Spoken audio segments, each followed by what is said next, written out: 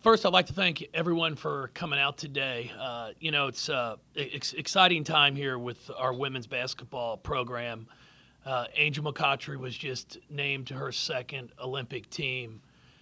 Quite an honor for Angel, something that we're very excited about. I've had the opportunity to text with her, and she's thrilled. And that's really the first thing that we wanted to start with today, was just how proud of her we are, not only as a program, but I think of how she represented our school and our city. So it's something for all of us to be proud of and excited for. The thing about Angel that I've really been impressed with as she's gone on with her professional career is her ability to adjust, her ability to continue to be willing to take on new roles. As I read her quotes from yesterday, she talked about how she understands with the Olympic team, her number one goal is not to just score. Gino's talked to her. She needs to be a defensive stopper. She needs to be a rebounder. She needs to be someone that brings energy off the bench. And she's excited about that role. And if you had told me that 7 years ago, that she'd be excited about coming off the bench and being a defensive stopper, a rebounder, and someone that just brings energy, I would have told you were crazy. The kid loves to score. But she takes greater pride in being a part of an Olympic team. And that comes from her maturity. And I'm just really, really excited for her. So, anybody have any questions concerning Angel? Would love to answer any if you do. The success not that you've had here, how does having someone like that to kind of help you begin it affect recruit? Because other girls see her and they see their pictures and all that. How does that affect you? No, it's great. We take great pride in the fact that we're able to go out recruiting and go into homes and tell people. We have now a 2-time Olympian. She's played on several USA teams, won several golds, and she's a great role model. She plays hard. She plays the game the way it's supposed to be played. She loves basketball. And all these members, if you're playing at that level of being an Olympian, you love the game and you're playing it year-round because it's got to be your job. And she approaches it as a job. So we're thrilled to be able to go in and say she is an alum. I'm very fortunate to have had the chance to coach her for 2 years. Tom Collin did a great job of getting her here, and then I was fortunate enough to be able to coach her last 2 seasons. When you look at that U.S. national team roster, what comes to mind? It's star-studded.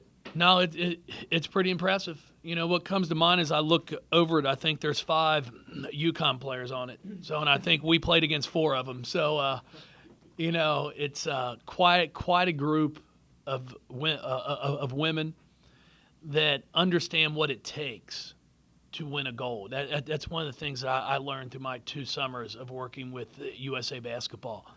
It's easy, as they say, to find the top 5 or 6, but then it's hard to get player 8 through 12 because you've got to have players that might be okay without playing 25 minutes a game, but at the same time, if they're called upon, can go out there and perform at the highest. So it's really about trying to put a team together instead of just trying to put the 12 best players. So it's quite a group. There's no question they're going to have a lot of success. But I think what I was most impressed with when I had the chance to go to the Olympics in London was just how hard they play. They don't take anything for granted. They go out and compete at the highest. All right, sounds great. I appreciate that. And then, just really wanted to also talk about Monique Reed. Mo right now is playing in Game 3. It started at 11 o'clock our time in their championships over in Bulgaria. She's a starter for a team called Montana. She's averaging close to 25 points a game, around 11 rebounds, and just been having a fantastic season. So, we're on the brink, hopefully, of her bringing home a championship in her professional career. And she's really battled a lot of injuries throughout her time here. But what she's done also is she's realized this is a chance to do something that she loves as a career. And she's really devoted herself to it. She's taken care of her body. She's done everything she needs to do to make sure she's playing at the highest and playing as healthy as she can. So really excited for her. We have 4 players that are currently in training camps. You've got Angel and Shoney down in Atlanta. We've got Asia Taylor with the Indiana Fever, and Jude Schimmel is down with the Dallas Wings. So excited to see how training camp goes for those 4, and wishing them nothing but the best of luck. Shante Dyer played over in Romania this past year, was named to their All-Star team, played in their All-Star game that they had in her league. So she's had a successful season playing professionally, and just really excited for her also. Any questions on any of those kids before we go on and talk more about our program and our current kids? When you talk about playing in Bulgaria and Romania, I mean, there's such different cultures than here. How much do you guys keep in touch with them and kind of help them along through that process? You know what? We stay in touch through Facebook, through text, Twitter, direct message, back and forth. These young women have done a great job adjusting. I tell them all the time, if you get the opportunity to go play. Don't worry about what you're going to get paid. A chance to see the world, especially at this age, is something you don't want to pass up on, because as we all know, once you start to work, once you start to get a paycheck, it's hard to quit and then go follow a dream of playing basketball. So do it while you can, fresh out of school, and experience it. It's something that you don't get to do every day, and not every college graduate gets a chance to do. So we're really just fortunate to have some great young women who have graduated from here, have really grown as people through their 4 years here. That's one thing we take a lot of pride in, is trying to help make sure that they're prepared, not just for professional basketball, but for life after college. And we've had some wonderful young women who have come through our program. All right, our current team, just to look back on last year, as we all know, it didn't start exactly the way we had anticipated, with a 1-4 start. There was a lot of growth. I think our returning players had the opportunity to realize what our seniors had meant to our program. You've got the departure of Shante Dyer, Sarah Hammond, Bria Smith, Jude Schimmel, Sharon Vales, kids that had gone through it for 4 years, and 5 for some of them, have had the opportunity to play in a national championship game. And all of a sudden, they move on, and now we're looking at 10 freshmen and sophomores. You're looking at a transfer that had not played in a year and a half, Courtney Walton, who had sat out a year with a broken toe. And the first month was a little bit harder, I believe, than what they had anticipated. But after getting things back in line, getting back to work, and the players are the ones that did all of it. It was no, after one game, a secret, anything like that. We just got back in the gym. They realized, hey, here's some changes we have to make, some changes that we made as a team, as a coaching staff. We self-evaluated some things about how we were defending, what we were doing on the offensive end of the floor, and realized, hey, let's make sure we're putting these kids in the best position to be successful. And that's what we tried to do. And we end up, a win in 25 of our last 29 games, go 15-1 in the ACC, which is quite an impressive feat. Unfortunately, we lost that game here at home to Notre Dame, which was a great basketball game. But was really, really proud of how these young women progressed throughout the season. Because when you're 1-4, you can go one of two ways. It could have been a long, long year, but they decided to buckle down and come to work every day and hold each other accountable. And then all of a sudden, you start to see the success. So, we ended up with Maisha Hines-Allen as Player of the Year in the ACC by the media. Was an honorable mention All-American, first team All-ACC. Mariah Moore was first team All-ACC. Asia Durr is All-ACC freshman team, and then ACC All-Tournament second team. We ended up with some accolades for some players that they know their individual awards, but without our team success, those would not have been possible. It's neat when you see them get the individual awards and you see the players thanking their teammates, because nobody cares what you do individually if your team does not win. And that's one thing that all these young women have bought into: team success first. So we're excited about this spring and summer. It's going to be an important one for us. We have a lot of work to do individually to get better. Our players know that. Most of them are home already for the first session of summer school. We'll have everybody back here for our June session.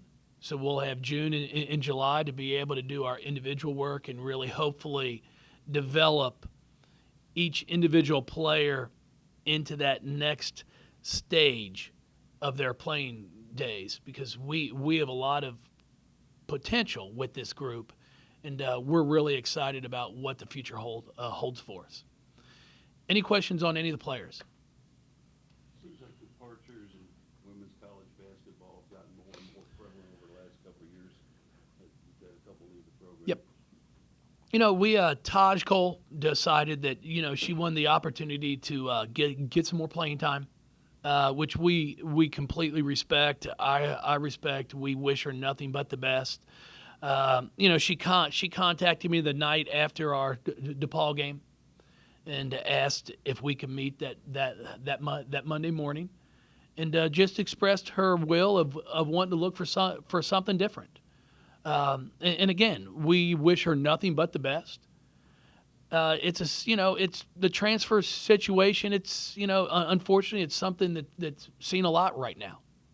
I think as a program, as a coach, you have to try and figure out what's the best for each player. And as you go through the recruiting process, it's really about trying to make sure that everybody's a good fit. You try to make sure the parents understand exactly what's expected. The players understand what's expected. And then there's always going to be some ups and downs. It's one thing I think in today's day that is not understood. There's not many college players that come in as a freshman and don't have ups and downs. I mean, I go back and look at Breanna Stewart, her freshman year. She wasn't playing a ton until that last month. And it probably would have been better for us if Gino had kept her on the bench that last month too. Unfortunately, he didn't. But she had some growing pains. And she's one of the best that's ever played the game in college. So you've got to have that support all around when you do have that month or two where things aren't going great. Instead of pointing a finger, try to figure out what can I do as a player, because we do it as coaches. What can we do to help them get out of this funk, get out of this shooting slump, or whatever it might be? And that's something that we try to work hard on here. But a lot of it comes from the support system that's around the student athletes. How much with Sydney? Just talk about. I mean, it's totally different than any of that. Yes. Because she was hurt when she got here, right when she Sid tore ACL I think her senior year, her junior year, then broke her finger her senior year. The kid, she just had some bad luck, and then came in here. We're really excited about her freshman year, and then had some knee issues on the same one that had been repaired. They go in, and it wasn't, I guess, repaired the way it needed to be for her to be able to play here. So she goes in and has another ACL repair done. All look good, and then she comes back from that, and then all of a sudden it's a cartilage. It's meniscus damage. So she sat out. I think she played in one game all last year, or 2 games all last year, and then ended up re-injuring the knee in practice. We went in, got it scoped, got it cleaned up. We were hoping for a 4 to 6 week recovery, and it just never got there for her. The one thing I'll say for Sid is she worked every single day. I mean, she came in, she did her rehab, she worked with our trainer, she worked with our strength coach. I mean, just put the time in and just could never get past that hump. And she's very mature for her age. She came in and we sat down and we talked about her future. And one of her concerns is, she wants to one day have a family and run around the backyard with her kids. She wants to be able to jog. And it was a matter of, okay, if I continue to try to play at this level, am I going to be able to do that?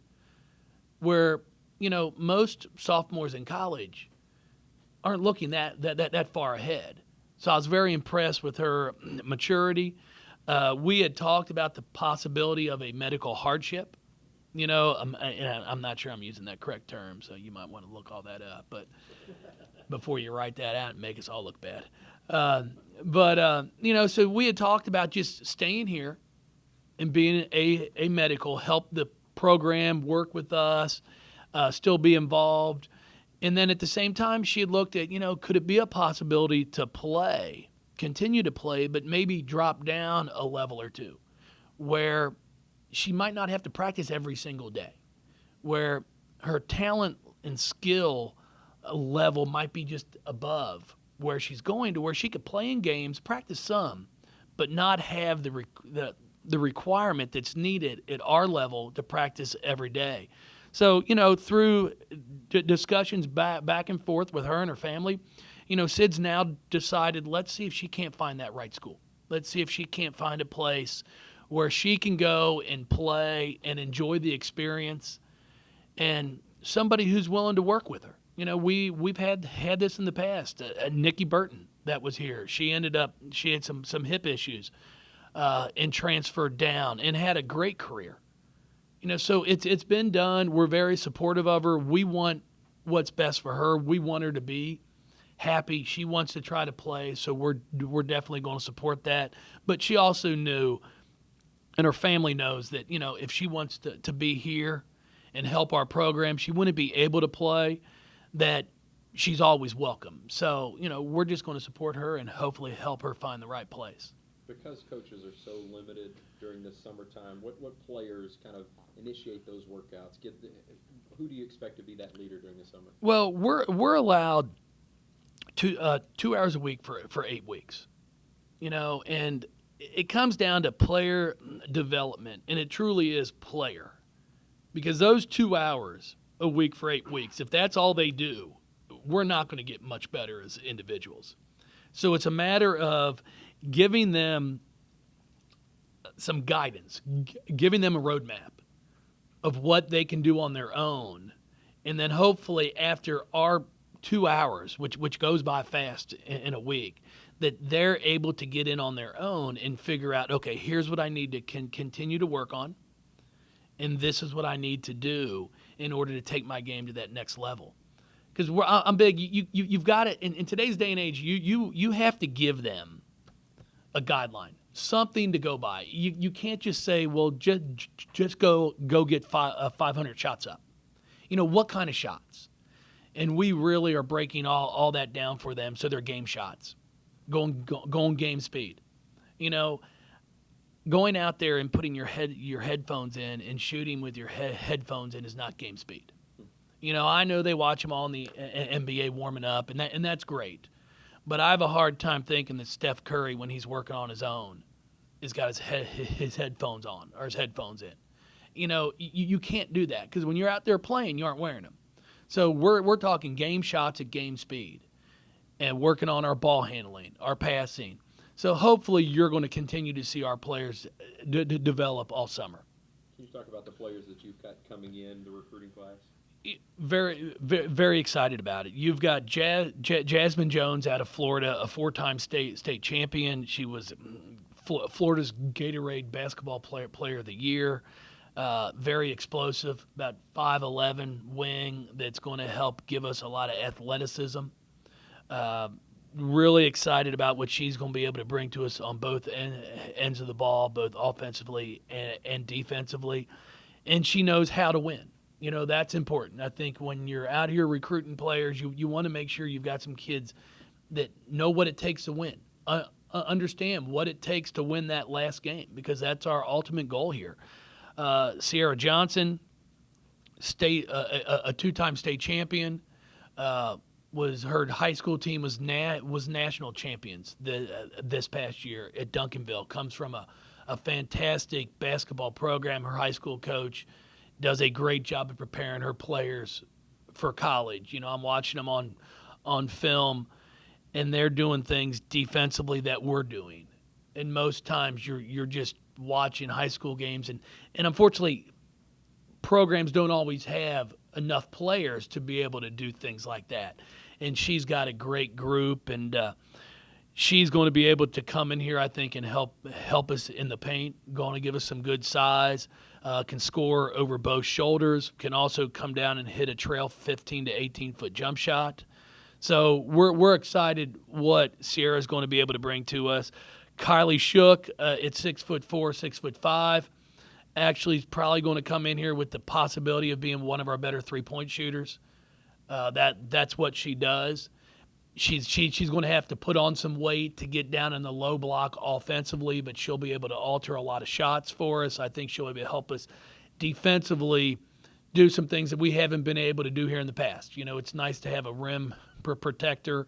We can hopefully get out and start to press a little bit more. If somebody gets biased, now you've got somebody in the back line. Shantice Wright did a great job of that for us. Her 2 years that she was able to play.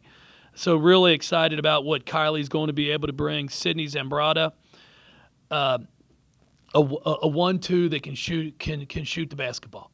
And, you know, anytime that you can add someone that can help stretch a defense, can help put some pressure on some people outside the three-point line, is then going to open things up for you inside the three-point line. I think all of our players will benefit from her ability to put the ball in the basket. You know, she plays at a great program at Christ the King, who's produced numbers of big-time college basketball players. So excited to get her down on campus. And then Bianca Dunham is one that, you know, was a little under the radar, one that we saw this past summer that we just fell in love with. We fell in love with her motor. She goes hard. She's a rebounder. She's got offensive skills to work on. One that I think her upside is fantastic. So we're really excited about the opportunity to get her in here and start working with her. Our summer is going to be, I think, good for all of our freshmen, all of our kids, because we are going to be making a foreign trip to Cuba in August. So we'll be allowed our 10 days of practice, which will get these freshmen ahead of where any group of freshmen's been since I've been here, because we've never had this opportunity to have that practice time. So we'll practice for those 10 days. We'll go to Cuba for 6, play 2 or 3 games down there, have a few days of practice. And it's going to be a great educational trip as well. You know, it's going to be a fun time. Do you expect all of them here in June? Bianca will not be here in June, just for the fact, and we're working on some things, they don't get out until June 15th. You know, up on the East Coast, they go a lot later. So we'll hopefully have her here for July. You went through the 3 weeks of individual instruction that ended back on the 15th. Any couple of players or anything that really stood out and looked like they were really stepping their game up in this? Was really impressed with Sam Fearing. Sam has really started to put the time in. You know, a lot of these young women, when they come into college, don't quite understand the amount of commitment that it takes. Sam had her ups and downs throughout the year, but I thought as the year progressed towards the end, she started to show a lot of promise. And then she put a solid 2 weeks in of working on her own, working on her ball handling, working on her shooting. And then when we'd have our workouts, you could really tell that she's starting to come into her own, starting to have more confidence on the floor. And she even said it. She's like, man, I feel like I've gotten so much better. And it's like I try to tell them, it's not a secret. If you want to do well on a test, you study. If you want to become a better basketball player, practice. And that's the things that she's starting to do, and I'm really excited about her. Erin DeGreat has been putting some time in. We've seen some significant improvement from Erin. When you're 6'4" in high school, sometimes there's not a lot expected of you. Just stand in the paint, block shots, and make a layup. Well, unfortunately, at our level, you're playing against other 6'4" players. So she's really had to work on a lot of skill work, which we knew that. But I've been very impressed and looking forward to how she comes back in June, because she's at home now. She's got a month at home, a little over a month to continue to work. And then when we get her back here and start to do our individual work, we'll see what's going on for that month. What do you see from Mariah after kind of struggling those last couple games of the year, this past month for her? Well, I think what she's realized is she's got to continue to work on her ball handling. That's one of the things. Everybody now knows that she's a great three-point shooter, so they're face guarding her on the three-point line. They're closing out hard on her. Things as you grow as a player, you start to see. You have to be able to change your game and adapt your game to how you're being defended. And those are things that we've been continuing to work on with her. The importance of being able to shoot a 1-2 pull-up jumper. Being able to get to the rim and finish and not always worry about creating contact. Absorb it when it comes, but really focus on finish it instead of trying to create it at all times. But really impressed and excited about her mindset to get better. She'll be going home here for the month of May also, and she's already got it lined up back home to work out with the trainer, work out with the basketball guy to really continue to develop her game. So we're excited about what the potential is for Mariah, because we know as a team she's got to continue to work on her ball handling, work on that pull-up jump shot in order for us to get better. Can we assume that your recruiting is not over? We never assume anything. What happens when you assume? You make an ass out of you and me. Believe me, I already know that. No, we are in the midst of recruiting still. We currently – I broke my ACC pen. I'm in trouble. We currently have a scholarship left to give. So if we want to sign someone late, we can do that. If not, we'll have one open possibly. It's just a matter of what we want to do with it. You got a Derby horse stores, Coach? When it comes to that stuff, I'm not very good at it. I'll tell you after it crosses the finish line. That's the one I had. No, we it's going to be a big summer. We're excited about where we are with our recruiting for the 2017 class. It's going to be a class where we're probably going to sign 2 or 3 players, and it's going to be two or three that will fill a need of what this program is looking for. Feel really confident about the group we have coming back.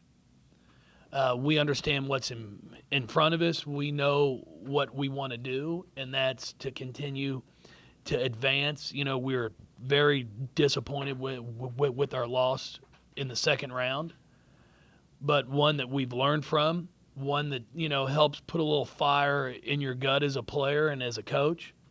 So our goal is to advance a lot further in March than we did this past year.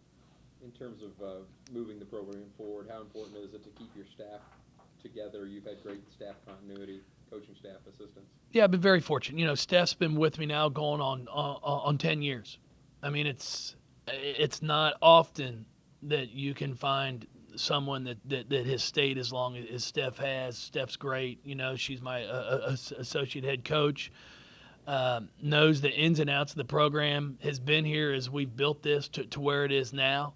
We were just talking the other day how, you just smile because when we first got here, just the idea of playing in a Sweet 16 made everybody excited. Now, if we don't get there, we all need to be fired. Expectations have changed, which is great, which is what our goal was when we got the job here. It was to change the expectations. We want them to be high. We expect to win every game. And it's something that it starts with having great people around you, and I'm very fortunate with that. We've only had 3 assistant coaches here that have moved on, and all 3 have moved on to be head coaches. And if that's their goal, which it is, then that's my job to help them achieve that. And all 3 of them this past year all made postseason play. All 3 won 20-plus games. Cam Neubauer took Belmont to the NCAA tournament. Michelle at Western made a deep run in the NIT. And Beth Ann Ord in the WBI got beat in the finals in overtime, I believe. So great year for all 3 of them, really excited. And, there's going to come a time when 1 or 2 of these current ones I have, Samantha Williams, Sam Purcell, or Steph want to take that next step. And that's what we're here to do. That was my ultimate goal. And I've been fortunate to have been given this opportunity and want to continue to build. So can you share a little bit about the status and details of Dakota Weatherford's progression and kind of where she's at right now on the team? She knew we had a scholarship for a year in her family, and they're very appreciative of that. So we wanted to make sure that we took care of her for this past year because she was outstanding for us. I thought she brought a lot to our team, energy-wise and practice. And now it's just a matter of waiting to find out what she wants to do. If we don't have that scholarship, it's a big commitment. If you're paying your own way, possibly having to find a job and also playing. So we'll just wait and see how that goes and see how it all plays itself out. Thank you, everybody. Sure appreciate it.